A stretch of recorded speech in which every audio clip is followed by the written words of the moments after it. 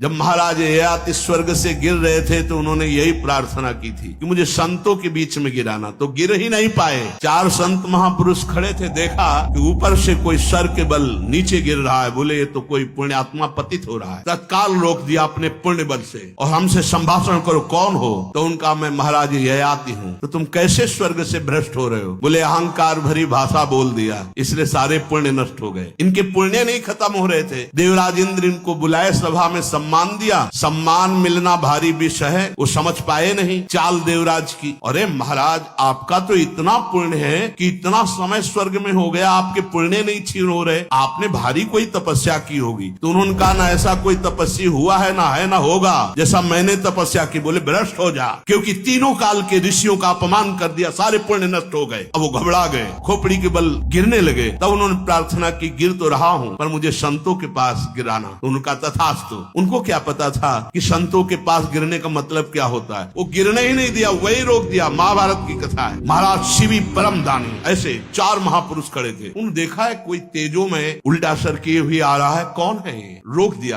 तिष्ठ, वही रुक जा, कौन है आप? तो उनका मैं महाराज ययाति हूँ, ऐसा ऐसा शब्द निकल गया। इसलिए बहुत होश में, वाणी मात्र से सारे पुण्य नष्ट हो गए। कहा कि अब तुम नीचे नहीं गिर सकते क्योंकि हमारी दृष्टि में आ गए, जाओ मैं सारे सुकृत आपको देता हूँ। तत्काल विमान आ गया। दूसरे ने भी कहा, तीसरे ने, चौथे, जहां थे उससे ऊपर भी ब्रह्मलोक तक जाने की उनकी सामर्थ्य हो गई। विमान से ऊपर, नीचे नहीं गिरने दिया। तो अगर बाल की तरह हमारा चित्त भ्रष्ट हो रहा है और कहीं संत मिल जाए, महाभागवत मिल जाए, वही रोक लेते, चलो ऊपर उठो। नहीं, चूक हो गई, कोई बात नहीं, ऊपर उठो। इसीलिए मोरे मन प्रभु विश्वासा, राम ते अधिक राम कर दासा।